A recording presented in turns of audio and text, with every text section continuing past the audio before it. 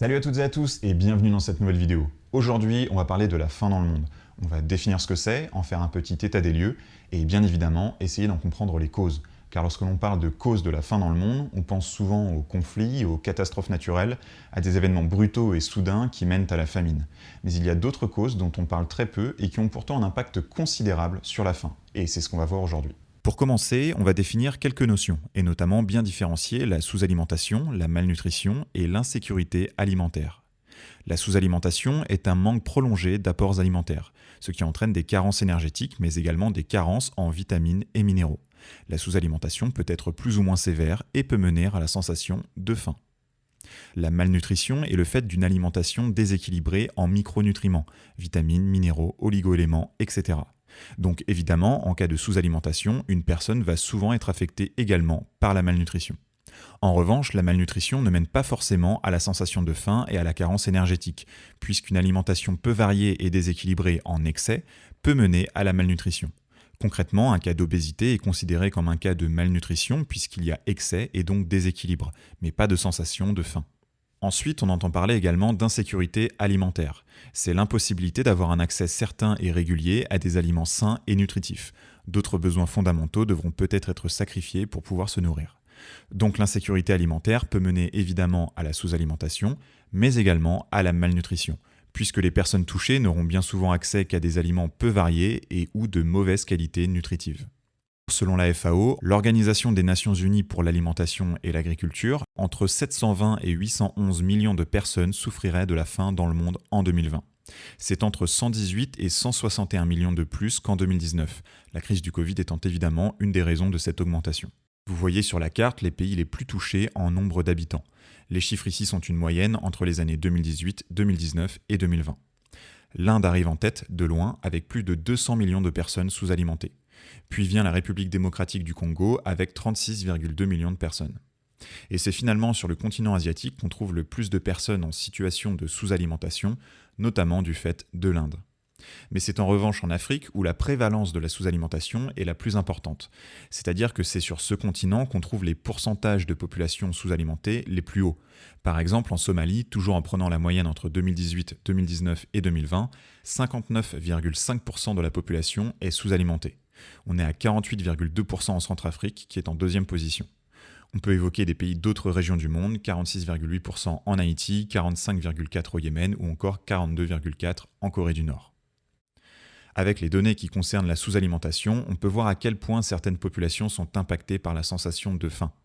Mais maintenant, regardons les données qui concernent l'insécurité alimentaire modérée ou grave.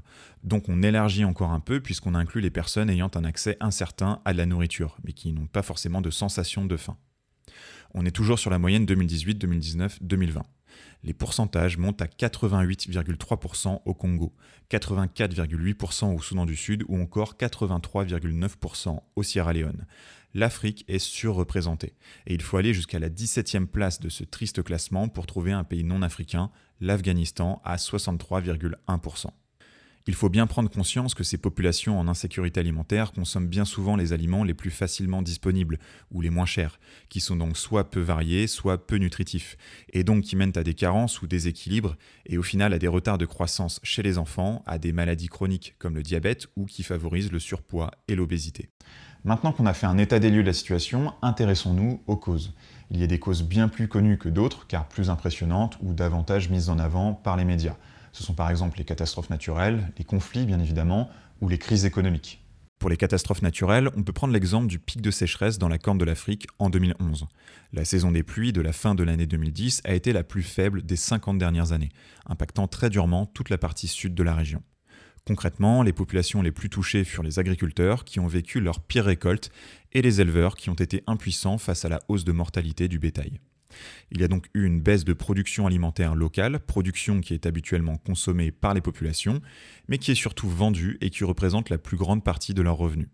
Une partie des Somaliens s'est donc retrouvée dans l'impossibilité de produire de la nourriture ou d'en acheter, le contexte de crise économique à ce moment-là ayant également fait monter les prix. Des mouvements de population ont eu lieu, notamment vers le Kenya, l'Éthiopie et le Yémen, ce qui a mené à une crise alimentaire. Évidemment, la situation de conflit dans le pays a également rendu difficile le travail humanitaire, notamment du fait de la présence du groupe terroriste islamiste Al-Shabaab, ce qui n'a fait qu'aggraver la crise. On voit donc également que les conflits sont une cause des crises alimentaires. On peut prendre l'exemple du Yémen. Une guerre civile fait rage dans le pays depuis 2014 et au moins 13 millions de Yéménites sont en situation de sous-alimentation, soit 45% de la population. Le pays a toujours connu une insécurité alimentaire chronique et il dépend des importations de denrées alimentaires pour nourrir sa population. Et le blocus mis en place par l'Arabie Saoudite empêche en grande partie ces importations. Ce conflit a évidemment mené à une crise économique, ce qui a plongé une partie de la population dans l'extrême pauvreté, incapable d'acheter la nourriture de base, dont les prix se sont envolés. L'aide humanitaire est donc indispensable. Allons maintenant faire un tour du côté du Venezuela, où c'est principalement la crise économique qui a plongé une partie de la population dans l'insécurité alimentaire. On ne va pas détailler les raisons de la crise, mais l'hyperinflation qu'elle a causée a plongé des millions de Vénézuéliens dans la pauvreté. 7 millions, soit 24,4% de la population, sont en situation d'insécurité alimentaire modérée, et 2,3 millions, soit 7,9% de la population, en situation d'insécurité alimentaire grave. 74% des familles déclarent avoir modifié leurs pratiques alimentaires, se tournant vers une alimentation moins chère et surtout moins variée, ce qui peut mener à la malnutrition. Catastrophes naturelles, conflits, crises économiques, ce sont des raisons bien connues de l'insécurité alimentaire dans le monde, qui sont souvent localisées dans le temps et l'espace. Et s'il faut évidemment s'en inquiéter et prendre conscience des détresses sociales qu'elles provoquent, il faut aussi prendre en compte les raisons plus cachées de la faim, celles qui provoquent une insécurité alimentaire chronique, structurelle, de très long terme. Et c'est surtout sur ce point que j'aimerais mettre l'accent. En réalité, les facteurs conjoncturels, donc comme ceux que je viens d'évoquer, ne sont responsables que d'une partie de la faim dans le monde. Selon le Programme alimentaire mondial, l'organisme d'aide alimentaire de l'ONU et de la FAO, ça représente environ 155 millions de personnes en 2020 sur les 720 à 811 millions de personnes touchées. Alors qu'en est-il des 650 millions restants ? Eh bien, ce sont souvent des agriculteurs touchés par la pauvreté, dans l'impossibilité d'acheter des denrées alimentaires en quantité et qualité suffisantes. La faim dans le monde est donc principalement due à la pauvreté, tout simplement. Et l'idée selon laquelle elle serait due à un manque de volume de production est encore tenace, mais en réalité, la production mondiale actuelle est largement suffisante pour nourrir l'humanité tout entière. Des agriculteurs souffrant de la faim, on appelle ça le paradoxe de la faim. Alors posons-nous la question, pourquoi des agriculteurs souffrent-ils de la faim ? Évidemment, les facteurs sont multiples, mais on va quand même en évoquer quelques-uns. Les pays du Sud sont notamment victimes de concurrence déloyale de la part des produits importés. On peut prendre l'exemple du lait en Afrique de l'Ouest, comme l'a dénoncé la campagne N'exportons pas nos problèmes portée par l'ONG SOS Faim et ses alliés en Europe et en Afrique. En Afrique de l'Ouest, environ 60% de la population active vit de l'élevage et de l'agriculture. Et dans la région du Sahel notamment, le pastoralisme est un pilier de l'économie. Si la production et vente de viande représentent souvent le revenu principal des éleveurs, la production et vente de lait occupent également une place importante. La production de lait local couvre environ 50% de la consommation de la région, avec des disparités selon les pays. Et le reste est importé sous forme de poudre de lait et de mélanges réengraissés en matière grasse végétale. Et ces produits importés, sur le plan nutritionnel, sont de bien moins bonne qualité que le lait local. Ces importations proviennent principalement de l'Union européenne et notamment des Pays-Bas, de la Pologne, de la Belgique et de la France. Le problème, c'est que ces matières importées sont bien moins chères que le lait local et sont donc favorisées par l'industrie laitière ouest-africaine. En moyenne, une vache africaine produit 2 à 3 litres de lait par jour, contre 25 à 35 litres en Europe, ce qui permet de faire des économies d'échelle. Les éleveurs européens bénéficient également de moyens de production bien plus modernes qui garantissent un meilleur rendement. Enfin, l'élevage européen, et particulièrement les exploitations industrielles, bénéficient du soutien de la PAC, la politique agricole commune européenne. La PAC verse des aides aux agriculteurs, ce qui leur permet de vendre le litre de lait à un prix inférieur au coût de production, qui vient ensuite concurrencer le lait produit localement en Afrique. Les éleveurs africains sont donc contraints eux aussi de baisser leur prix, au risque de sombrer dans la pauvreté. Car les agriculteurs des pays du Sud, en revanche, ne bénéficient que très peu d'aide publique. Et ce problème était soulevé dès 2003 lors de la déclaration de Maputo. Cette déclaration de l'Union africaine engageait tous les États membres à accroître le budget alloué au secteur de l'agriculture à au moins 10% du budget total. Malheureusement, nous en sommes encore très loin aujourd'hui dans un certain nombre de pays, comme vous pouvez le voir sur la carte. Et dans bien des cas, l'argent et l'aide publique injectée l'est essentiellement dans les grandes exploitations industrielles, et les retombées dans les petites exploitations familiales sont limitées. Prenons l'exemple du Pérou. La politique agricole péruvienne est clairement orientée vers l'exportation. Et c'est plutôt une réussite puisqu'aujourd'hui la balance commerciale du pays dans le domaine de l'agriculture est excédentaire. En 2018, le pays a importé pour environ 4,5 milliards de dollars de produits alimentaires, mais en a exporté pour presque 9 milliards, le double. Ses premiers clients étant les États-Unis et la Chine. Le problème, c'est que la majeure partie de ces exportations sont réalisées par les grandes exploitations industrielles, bénéficiaires des aides publiques et essentiellement situées sur les côtes, tandis que les petits agriculteurs familiaux bénéficient assez peu des retombées. Pour illustrer le propos, on peut s'intéresser à un projet en particulier, situé dans le district d'Olmos, dans la région de Lambayeque, dans le nord du pays. Au milieu des années 2000, l'État péruvien décide de mettre à profit 38 000 hectares de terres semi-arides à l'ouest de la ville d'Olmos en les irriguant. Ces terres appartenaient autrefois à une communauté paysanne de la ville qui a été expropriée.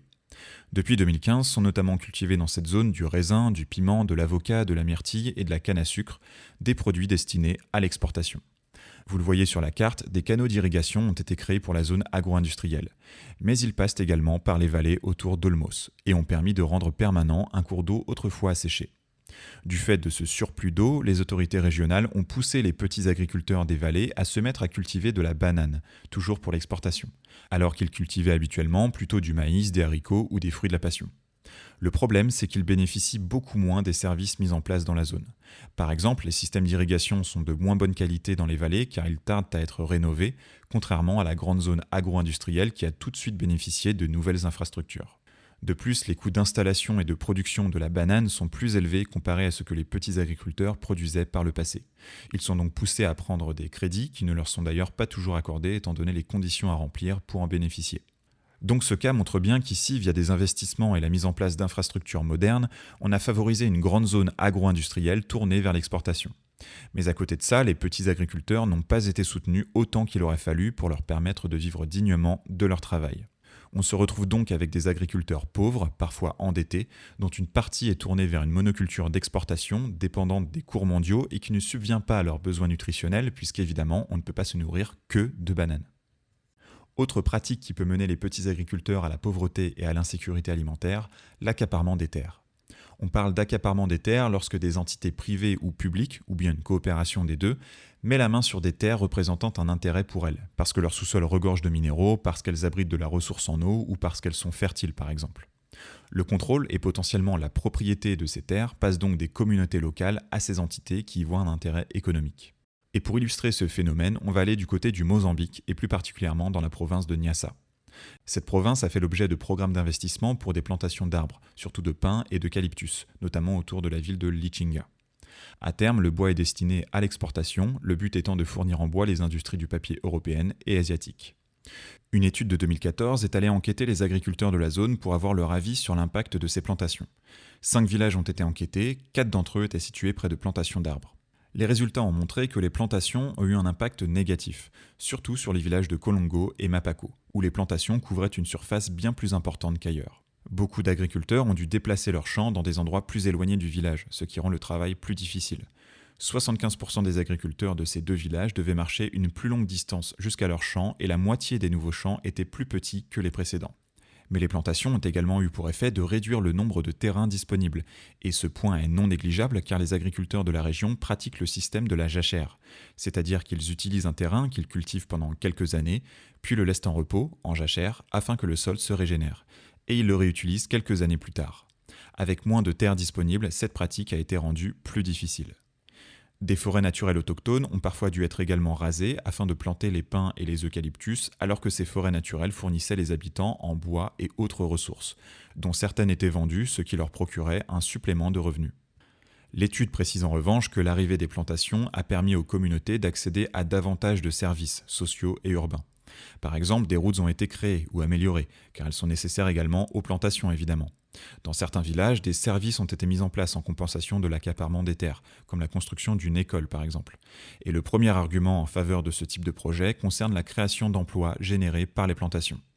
Alors c'est vrai, l'étude indique que les ménages dont au moins un membre est embauché par une plantation ont vu leurs moyens de subsistance s'améliorer. En revanche, tous les ménages n'ont évidemment pas été impactés, et surtout ces emplois sont souvent de courte durée. Dans le village de Kolongo, où la plantation était installée depuis le plus longtemps, des habitants témoignaient du fait qu'ils aient été embauchés au début, lorsque la plantation avait besoin de main-d'œuvre pour lancer le projet, notamment pour planter les arbres, mais que ce besoin en main-d'œuvre s'est amoindri avec le temps. Ce qu'on peut retenir de cet exemple, c'est que finalement, l'accaparement des terres, ici pour des plantations d'arbres, a eu un effet plutôt négatif, rendant davantage difficile le travail des petits agriculteurs. Ils ne sont plus en mesure d'optimiser le travail de la terre via des pratiques qu'ils maîtrisent, et ça peut affecter leur rendement et donc leurs revenus, et au final leur capacité à se nourrir convenablement. Et on ne peut pas parler de la faim dans le monde sans évoquer le changement climatique. Les rendements d'une culture sont évidemment liés au climat, et les petits agriculteurs ont moins les moyens de s'adapter face à ces changements. On va prendre un exemple un peu moins connu, celui de la salinisation des sols, et notamment dans le détroit du Bengale, au Bangladesh. Cette zone est sujette à plusieurs phénomènes. L'élévation du niveau de la mer et l'augmentation en intensité des typhons qui frappent la côte ont pour effet d'apporter de l'eau salée sur les plantations et dans le sol. D'autre part, la construction de barrages en amont a pour effet de réduire l'afflux d'eau douce dans le delta et dans les nappes phréatiques. Cette eau douce servirait pourtant à réduire la teneur en sel de la zone et donc à atténuer le phénomène.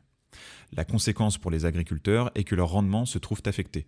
Ils sont obligés d'utiliser davantage de fertilisants pour maintenir leur niveau de récolte, et évidemment, ces fertilisants ont un coût. Sur les dernières décennies, de nombreux agriculteurs ont dû se tourner vers la monoculture ou ont dû tout simplement changer de type de récolte. Ils s'adaptent comme ils peuvent, mais ils voient leur vulnérabilité au changement augmenter. Et vous l'avez maintenant compris, des agriculteurs vulnérables sont des agriculteurs pouvant sombrer dans la pauvreté et dans la sous-alimentation. C'est un exemple de l'impact du changement climatique sur les petits agriculteurs. Alors, quelle solution ? On l'a vu, les petits agriculteurs sont victimes de concurrence, notamment du fait d'accords de libre-échange qui permettent l'importation de denrées qui sont ou pourraient être produites localement. Face à cela, certains encouragent l'augmentation des tarifs douaniers, ce qui permettrait de protéger les producteurs locaux. C'est par exemple ce qu'a fait le Kenya sur le lait en poudre. Aujourd'hui, 86% du lait commercialisé dans le pays vient de producteurs locaux. C'est également ce qu'a fait le Sénégal, qui limite depuis 2003 l'importation d'oignons lors de la saison des oignons locaux. Il faut également que les États investissent davantage dans leur secteur agricole, surtout en Afrique où, selon la déclaration de Maputo, ils devraient allouer 10% de leur budget à l'agriculture. Ces investissements doivent permettre aux petits agriculteurs d'avoir accès à de meilleurs moyens de production, que ce soit en termes d'outils, de formation ou d'infrastructures rurales. Les pratiques agroécologiques pourraient également être mises en valeur plutôt que de pousser les agriculteurs vers de la monoculture. Cette approche pousse à la diversification des cultures, elle permet d'optimiser les rendements en s'appuyant sur les atouts offerts par les écosystèmes. En accroissant la productivité au niveau local, elle permet de réduire la dépendance des petits agriculteurs aux intrants chimiques et aux subventions de l'État. En Zambie, par exemple, une approche agroécologique a été appliquée sur des cultures de maïs. Le rendement a atteint en moyenne 4,1 tonnes par hectare contre seulement 1,3 pour du maïs cultivé dans la même zone mais de manière conventionnelle. Aujourd'hui, l'agroécologie est de plus en plus reconnue comme un vecteur de transition vers des systèmes alimentaires durables. C'est tout pour aujourd'hui, merci d'avoir regardé cette vidéo jusqu'au bout. Elle a été réalisée en collaboration avec l'ONG SOS Faim qui lutte notamment contre la précarité des petits agriculteurs. Vous trouverez sur son site web divers articles et études sur la thématique de la transition agroécologique sur laquelle elle travaille. Et sur sa chaîne YouTube, je vous invite à regarder la vidéo intitulée « Le paradoxe de la faim » qui vous permettra de mieux cerner ces causes cachées de la faim dans le monde. Les liens sont dans la description. Comme d'habitude, si vous avez aimé la vidéo, aidez-moi à la mettre en avant en mettant un pouce en l'air, un commentaire. N'hésitez pas non plus à vous abonner à la chaîne et à activer la cloche des notifications pour être prévenu lorsque je sors une nouvelle vidéo, et à me suivre également sur Twitter et Facebook. Et évidemment, encore un énorme merci à tous les tipeurs qui me font des dons tous les mois ou même de manière ponctuelle. Et si vous voulez les rejoindre, vous aurez les liens vers Tipeee et Utip en description. Voilà, je vous dis à la prochaine pour une nouvelle vidéo. Salut!